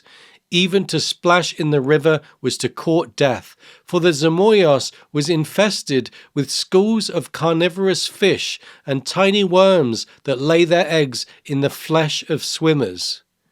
All that said, Nymeria chose to remain with a contingent of her people at the long-abandoned colony of Zamatar at the mouth of the river, We can imagine that despite being in a ruinous state, there might have been enduring structures that provided some sort of shelter, and it was also a relatively decent spot to moor her ships. But there was also one final location that the Rhoynar attempted to inhabit. Some way up the river, getting deep into jungle territory, was the ancient city of Yin. While Zamatar was said to have been abandoned for 1,000 years, Yin had been empty for far longer. It's such a mysterious city, in fact, that it's impossible to date or even say who originally inhabited the place. All we really know about this city is from this brief sidebar in the World Book. Maesters and other scholars alike have puzzled over the greatest of the enigmas of Sothoryos, the ancient city of Yin, a ruin older than time built of oily black stone in massive blocks so heavy that it would require 12 elephants to move them. Yin has remained a desolation for many thousands of years, yet the jungle that surrounds it on every side has scarce touched it. A city so evil that even the jungle will not enter, Nymeria is supposed to have said when she laid eyes on it, if the tales are true. Every attempt to rebuild or resettle Yin has ended in horror. We'll be focusing more on Sothoryos and Yin in an upcoming episode we have planned, but for now we'll conclude that Nymeria's attempt to settle some of her people in this cursed city also ended in horror. After a year of struggling to survive and establish a foothold in this continent, a boat sailed upstream from Zamatar to Yin, only to find every Rhoynish inhabitant had disappeared. Given the detail that the brindled men liked to feast upon the flesh of strangers and worship obscene gods with obscene rites, we're left to imagine what happened to those vanished Rhoynish settlers. Whatever the case, this was the final horror Nymeria was willing to endure in Sothoryos. Soon after, she gathered together what was left of her people and set sail once again. Nymeria's next landing was in Nath, a mysterious island to the northwest of Sothoryos, otherwise known as the Isle of Butterflies. In contrast to the slaver corsairs of the Basilisk Isles and the flesh-eating brindled men of the southern continent, the native Nathi population were known for their extreme passivity. Yendel states, "The peaceful people, the Nathi, are called by seafarers, for they will not fight even in defense of their homes and persons. The Nathi do not kill, not even beasts of the field and wood. They eat fruit, not flesh, and make music, not war." Of course, we meet a Nathi on page in the main series, Missandei, Daenerys' translator who informs Dany about her idyllic island community and its Lord of Harmony. All things considered, Nymeria's Rhoynar must have been relieved to wash up on those shores and must have thought they'd finally found safe harbour and potentially a new home. However, the refugees soon found a major fly in their ointment, or perhaps we should say butterfly. Given the noted passive lifestyle of the native population, who are frequently referred to as beautiful and obedient, it might be a mystery then why the entire population hadn't already been carried off into slavery. While there are examples of slavery occurring, case in point Missandei, the former slave, and her brothers, the greater population seemingly has a natural deterrent acting in its favor that has staved off waves of invaders from the Corsairs to the Giscari to the Valyrians. Yandel explains that in spite of frequent incursions, quote, "None of these invaders survived, and the Nathi claim that none lasted more than a year, for some evil humor lurks in the very air of this fair isle, and all those who linger too long on Nath soon succumb. Fever is the first sign of this plague, followed by painful spasms that make it seem as if victims are dancing wildly and uncontrollably. In the last stage, the afflicted sweat blood, and their flesh sloughs from their bones. The Nathi themselves are seemingly untroubled by this illness." Archmaester Ebro speculates that these apparent evil humours are in fact carried by the isle's butterflies, a rather poetic defence mechanism that protects the island and its natural inhabitants. And while the slavers have learned to attack only the coasts at night when the butterflies are absent, Nymeria was presumably oblivious to both the affliction and its cause.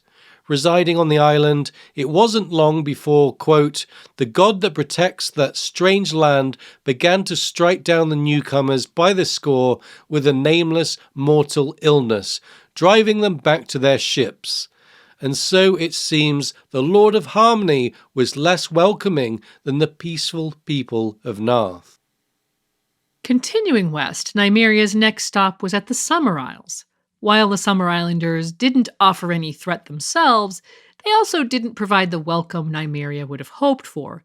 In the Summer Island section of the World Book, we learned that, quote, the princes of the Isles refused to allow her to settle on the larger islands for fear of waking the wrath of Valyria. And so Nymeria landed on a small, uninhabited island called Abulu, which subsequently became forever known as the Isle of Women. But just like Sothorios, there was a reason why this island remained empty. With thin, stony soil, the earth beneath Nymeria's feet wasn't fit for any sort of farming or cultivation. Consequently, with little yield, many of her people starved on the island. And so the Isle of Women was clearly not destined to harbour the Rhoynar in the long term, and Nymeria prepared to take to her ships once more. But by now it had been years since they had fled their homes, at least 3 years after Sothorios, so maybe even 4 or 5 in total. Given so much time had elapsed, and we can only imagine how mentally and physically exhausted these unfortunate souls were, some of them were beginning to wonder if it might be safe, or at least safer, to simply return to their mother Rhoyne. From this discontentment and yearning for home arose a challenge to Nymeria's rule, a priestess named Druselka. Claiming to, quote, hear the mother Rhoyne calling her children home, Druselka organized her followers and set off on a journey back to their river. However, like the freefolk priestess Mother Mole at Hardhome, Druselka inadvertently led her followers into slavery. The Valyrians had not forgotten their foe, nor had they vacated the Rhoyne, and the dissenting Rhoynish contingent were, quote, hunted down, slain, or enslaved. With every other option exhausted, and with her people ready to abandon her, Nymeria was forced to make a decision. She collected the battered remnants of her fleet and set their sails west. The Rhoynar were headed to Westeros. We've seen Nymeria's people routed in their homeland, then devastated at every turn along their long exodus. In the next segment, we'll look at what happened when the broken fleet arrived on the shores of Dorne. The battered, tattered remainder of the 10,000 ships sailed west with Princess Nymeria. This time, she made for Westeros. After so much wandering, her ships were even less seaworthy than when they had first departed Mother Rhoyne. The fleet did not arrive in Dorne complete. When Nymeria made the decision to leave the Summer Isles for Westeros, she still had to navigate a long and tricky journey northwest through the Summer Sea. To make things worse, looking at the map, it seems there are no small islands en route to stop for fresh water and provisions. As we heard in the quote, the remaining vessels in the fleet didn't make it to the Dornish coast together.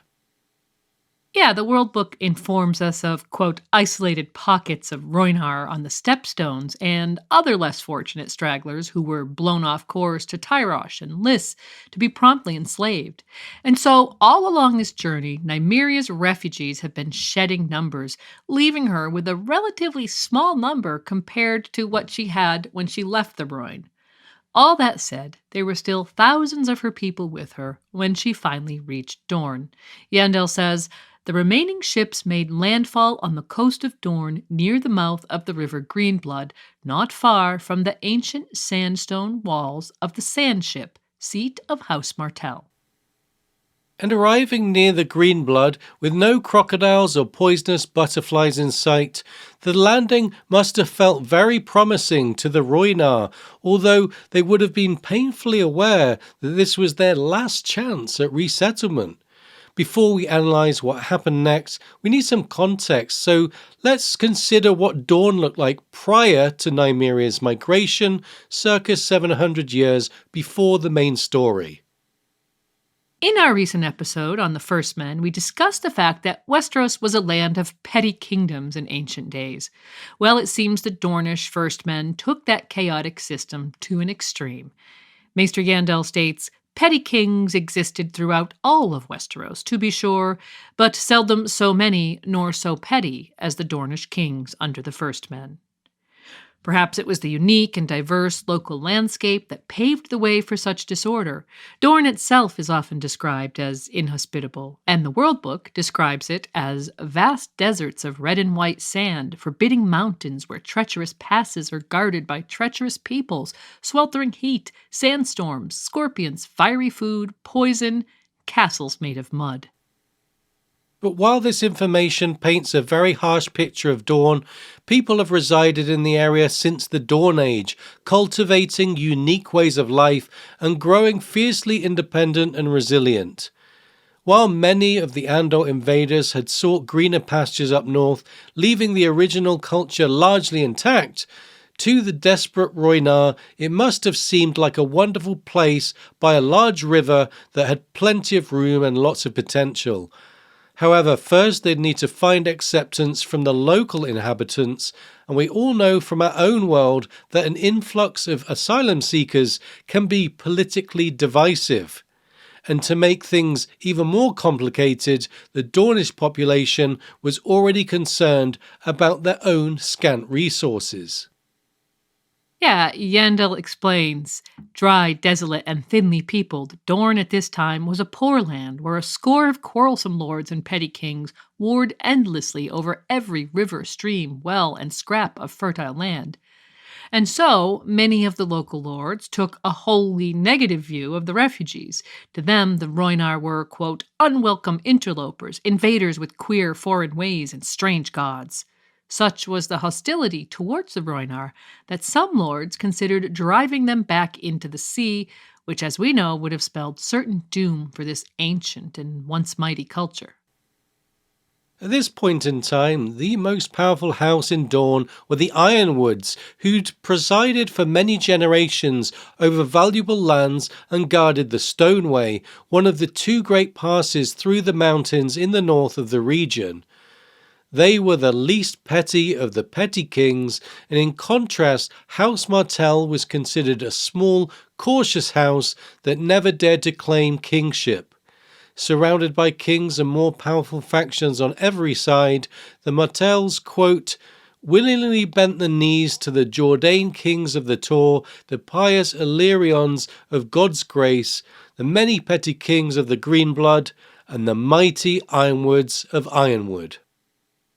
However, at the time of Nymeria's landing, House Martell's leader, Mors Martell, harbored more ambition than his forebears and sensed a grand opportunity. Factoring into the equation the fact that Nymeria herself was noted to be quite beautiful, Mors began to imagine a future where the Dornish and the Rhoynar coexisted. Putting Mors's romantic impulses aside for a moment and focusing on practicalities, let's consider the state of the newcomers. The Rhoynish contingent were composed of 8 women out of every 10 settlers. Given the Rhoynar culture of equality, a quarter of those women were fierce fighters. Although many Rhoynish men had perished in the Second Spice War, burned by 300 dragons, many of the male children who had boarded the 10,000 ships were now men grown and could also put up a fight. And we can assume that not only had the trials of their long journey hardened the Rhoynar, but the elderly and frail among them had likely perished on the way. Altogether, if they could be settled and nurtured back to full health, the Rhoynar represented a fighting force of thousands, or even tens of thousands. While the other lords viewed the Rhoynar as burdensome, hungry mouths to feed, Mors Martell realized that they could bring great benefit to the area, and if nobody else was ready to welcome them, then he could direct all of that advantage towards his own house. In doing so, he would see his host swell to 10 times its original size. House Martell could potentially grow from a minor house to one of the largest in Dorne almost instantly. And so, given that Nymeria, the fierce warrior and inspiring leader, had by then captured his heart, Mors Martell decided to join House Martell with the Rhoynar forever. Love and the desire to bolster his army were certainly the two central motives for Mors to embrace the Rhoynar. However, it turned out that there were many other benefits to marrying Nymeria. When he married, so too did many within his ranks and retinue. Given the excess of Rhoynish women, Martell's knights, squires and bannermen took them to wife, and some even took paramours. In our recent Andal episode, we saw how much of the conflict with the First Men was ultimately answered with marriages that bonded the two peoples together. And here again, it seems that uniting two factions by blood is an enduring way to end any enmity. Because of the attitude and policies of acceptance encouraged by Mors Martell, families were built, strengthening the core of local society. And while the rival lords were probably wondering how the Martells were going to feed these newcomers from their arid lands, the Rhoynish culture provided hidden boons in this regard. Remember those examples of intriguing water magic practiced on the Rhoyne, where water wizards and witches manipulated the river itself. Well, now they took their magic to the Greenblood, casting spells that, quote, made dry streams flow again and deserts bloom. And if terraforming the landscape to provide a greater harvest was not enough, there were other valuable aspects of Rhoynar culture that the Dornish could make use of. Now that they were not caught in the endless struggle for survival, the newcomers had leisure time and could thus revive their old art and craft skills that had once been the pride of Essos. As we mentioned earlier, these skills were far in advance of their Westerosi counterparts, and their craftspeople produced weapons and scaled armor that exceeded local expectations. Altogether, Mors Martell's political decision to assimilate the downtrodden Rhoynar reaped great social and economic rewards. Rather than being a liability, the Rhoynish refugees became an asset to Dorne. As for House Martell's fortunes, Yendel gives us this summary. Suffice it to say that the wealth and the knowledge that the Rhoynar brought with them to Westeros, together with the ambition of Lord Mors and the indomitable will of Nymeria of the Rhoyne, enabled the Martells to greatly expand their power. But of course, the benefits didn't just go one way. The Rhoynar had found what they had needed since the day Garren the Great's gigantic host was routed by the dragonlords. They'd finally found a new home.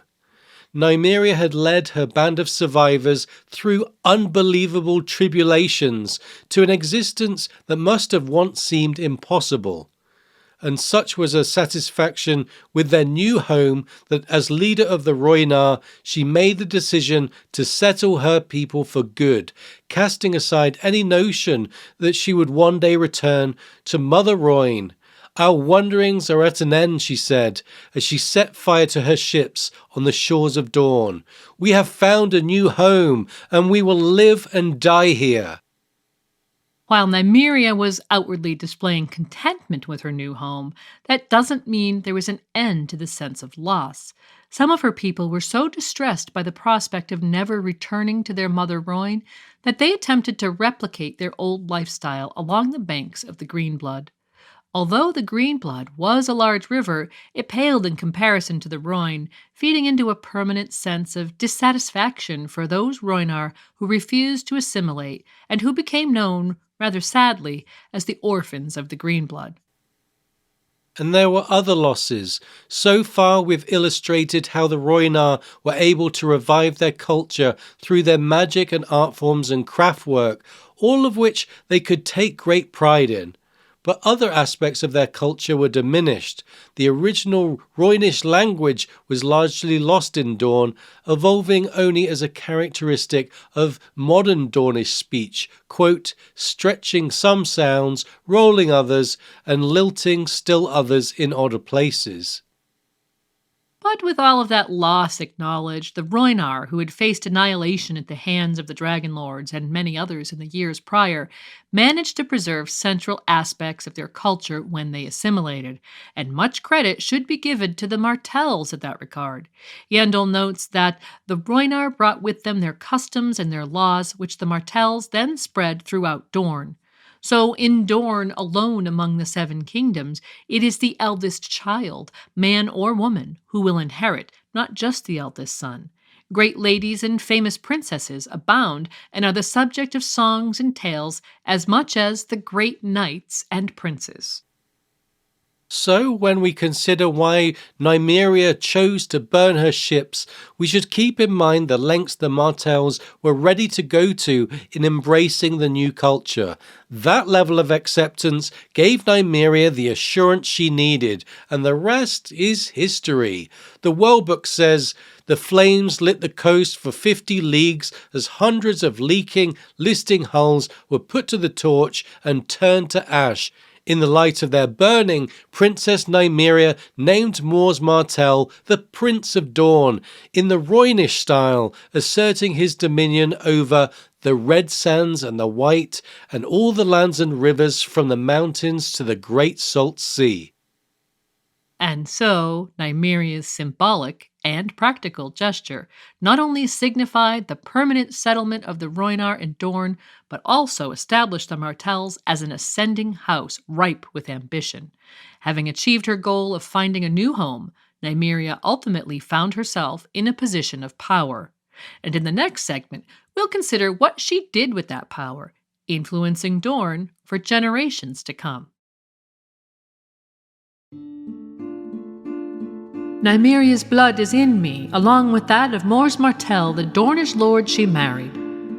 On the day they wed, Nymeria fired her ships so her people would understand that there could be no going back. Most were glad to see those flames, for their voyagings had been long and terrible before they came to Dorne, and many and more had been lost to storm, disease, and slavery. Nymeria naming her husband Mors, the Prince of Dorne, as her fleet burned was a bold move, and spoke to the immediacy of House Martell's ambitions. Although Mors had acted swiftly to integrate the Rhoynar, from another angle it might have seemed a cynical maneuver designed to elevate him to power. But there was no protest from Nymeria, who seems to have shared his aspirations, and the pair soon led their people to war. With the Martell army bolstered tenfold by the newcomers, ruling Dorne became a real possibility, but it wouldn't happen without bloodshed. The Martells forged alliances with houses Fowler, Tolland, Dane, and Uller, and rival petty kings were soundly defeated. When Maester Aemon tells Samwell Tarly about his own introduction to the Night's Watch, he says, "No recruit had arrived at the wall with so much pomp since Nymeria sent the watch 6 kings in golden fetters." The 6 kings he's referring to are those petty kings who warred with Nymeria and Mors Martell. But as we mentioned, there was one house that stood head and shoulders above the petty kings in Dorne. Led by Yorick Ironwood, House Ironwood would put up more of a fight, and their bannermen included Houses Jourdain, Will, Blackmont and Corgyle. Dorne was truly divided, and Nymeria knew only total victory would give the Martells power over the principality. But that victory would not come easily. The war had raged for 9 years when the Martell forces took a shocking blow. Yorick Ironwood slew Mors Martell in the Boneway, leaving Nymeria in control of the host.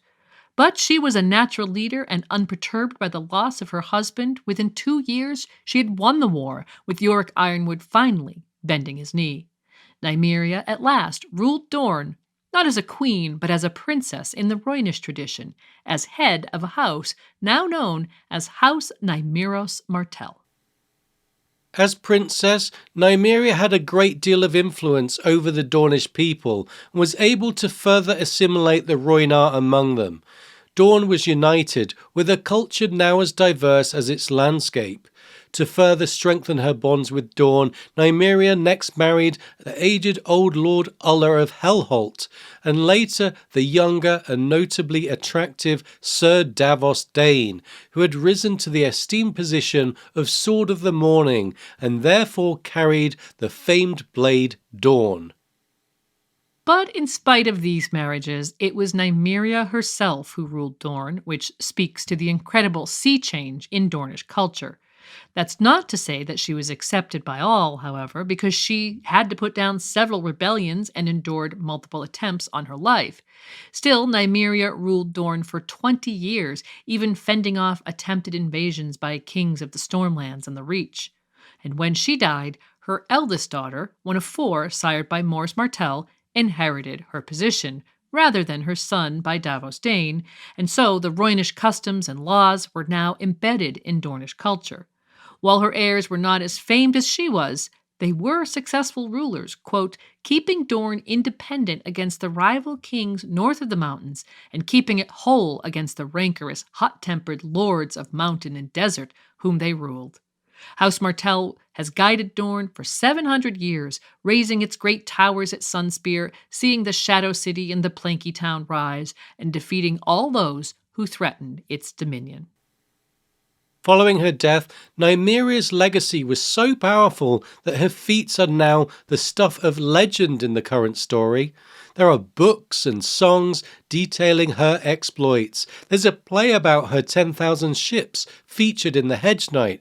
There's a star named after her, and Arya Stark names her direwolf Nymeria after the famous warrior princess. Arianne Martell draws great inspiration from Nymeria's spirit, and even the Ironborn apparently respect her accomplishments, with Gilbert Farwind pitching this idea at the King's Moot. We will build 10,000 ships as Nymeria once did, and take sail with all our people to the land beyond the sunset. And as for the Rhoynar as a whole, their culture has offered much to the world of A Song of Ice and Fire. As an ancient ethnic group, their creativity and craftsmanship was renowned and left a major mark on history when they taught the Andals how to work iron. They stood up bravely against the villainous slavers of the Valyrian freehold, and although they were ultimately defeated, they would continue to defy the dragonlords as Dornish men and women in Westeros. Dorne fought the Targaryens in a series of wars, including the First Dornish War, which ended in the loss of Queen Rhaenys Targaryen and her dragon, Meraxes. They proved to be a stubborn enemy and resisted the pull of the Iron Throne for generations, until they finally joined the Seven Kingdoms via marriage alliances under King Daeron II, uniting modern Westeros. While some of their culture was lost during their migration and subsequent assimilation, such as their language and their Rhoyne-centric faith, many of their customs and laws were revived in Dorne and are practiced to this day.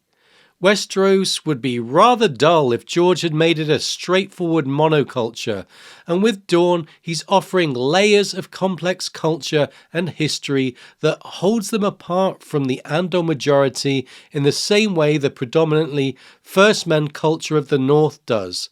The Rhoynar have therefore contributed to a richer, more fascinating world. We've seen in this series that the 3 great migrations have added a sense of verisimilitude to Westeros, and having the First Men, Andals, and Rhoynar living together gives us great diversity. And there's no region more emblematic of that melting pot than Dorne. They are the dark-skinned, sandy Dornishmen who might descend from the most adventurous First Men to brave the inhospitable climes of the desert. Then there are the fair-skinned, stony Dornishmen living in the mountains with Andal and First Men blood. And finally, there are the olive-skinned, salty Dornishmen by the coasts who descend from the Rhoynar. But as we mentioned earlier, there's also a 4th group residing in Dorne. Those who refuse to adapt to Dornish culture are called the Orphans of the Greenblood, characters like Arianne's friend Garin, living beside the river in Dorne as they had done in Essos. And we come a full circle in A Dance with Dragons when we meet the crew of the Shy Maid. Living on their ramshackle pole boat, Yandri and Ysilla escort Tyrion Lannister down the Rhoyne. He notes that Yandri and his wife were green-blood born, a pair of Dornish orphans come home to Mother Rhoyne. And so there are evidently still some Rhoynar whose ancestors fled the Rhoyne, made it to Dornish shores following a harrowing journey, but failed to embrace the new way of life. Over generations, their descendants maintained a riverine lifestyle until finally, some of them moved back to Mother Rhoyne. Yandri and Ysilla have found their way back to their homeland, which speaks to the generational trauma of mass displacement and the difficulties of accepting a new lifestyle. Altogether, we have a diverse cast of characters with Rhoynish descent. Princes and princesses, salty Dornish, warrior women, orphans of the green blood, all playing their role in George R. R. Martin's world. And today we've seen how via the Rhoynar, George deftly explores themes of home, invasion, colonization, asylum seeking, and assimilation, all of which resonate in today's modern world. And the story of the 10,000 ships might even inspire major future plot points, with Daenerys Targaryen hoping to travel to Westeros in full force, perhaps bringing the Dothraki people with her, in what would be a fourth mass migration to Westeros.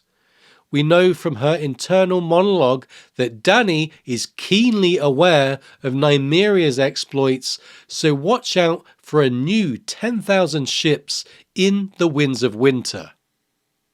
Ultimately, the Third Great Migration left an indelible mark on Westeros, but it wouldn't be the final migration. While the Valyrian journey to Westeros wasn't great in scale, it would be in influence over modern Westeros.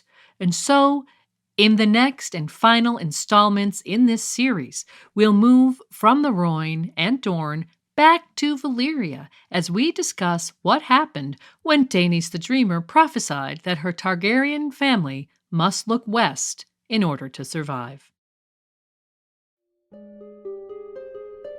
Thanks so much for joining us today, and now we'll end the episode, as always, by giving credit where credit is due. Thanks to George R. R. Martin for telling Nymeria's story, and thanks to Kevin MacLeod for allowing us to use his music in our production. And as usual, we will end the episode with thanks to our patrons from the Castle Steel level. Thanks to Tori Loon, AJ, Aegon the Sixth, Alex, Ali B, Ali C, Astronaut Yara, Oakenfist, Brand the Builder, Brian, Camille, Casey, Cassandra, Charitable Rereadings, Chris, Christian, Sir Clint the Endel, Convenience or Death, Courtney, David, Dimitri B, Dennis, Lady Diana Dane, Esme, Liza, Emily the Eerie, Ezra, Felix, Gerald Garcia, Sir Gladworth, Sir Gregor the Toasty, Lord of the Breadfort, Ingvild, Isaac, Jim McGeehan, Winter's King, John Aris, Rider of the Ice Dragon, Sonarion the White Storm, Julie Beth of Tarth, Ara Finway and Glorian, Judson, Katie, Lady Kelly, Mistress of the Old Bay of Crabs, Kenneth, Tree Girl, Sir Galahoo of What, Lena Snow, known as the Twilight Star, Lemba, Lynn, Lomas Knight Rider, survivor of the Yeen Sleepover, Lord Leighton with the Highest Tower, Mage Marmot, Monero Geek TV, Maria, Margareta, and our cohort of Matts, Matt A, Matt C, Matt K, Matt L, Matt M, Matt R, as well as Beatrix Rainfall, Maester Mary, Molly, Nimble Nick Weniric, Patrick, Peter Pebble, Peter, PJ, Paul B, Paul H, King Ray, first of his name, Richard, Rickle Pickle, Sam, Sarah, Sir Swift, the Peppered Knight from the House of Black and Grey, Sir Larcelot of B Hill, Sheila, Cern, That Shiny Bastard, the Rat Chef de Cuisine, Terry, Sir Terence, Knight of the Cedars, Valen Valentine, Maiden of the Black Frost, Corin Halfhand, and Yvonne. As always, let us know if I've pronounced any of your names wrong, if you have a nickname you'd prefer to use, or if you feel we've left anything out. You can connect with us via Twitter, Instagram, Facebook, Discord, or Patreon. We hope you've enjoyed this episode. Thanks again for joining us. We'll see you soon with a new regular episode. Bye for now.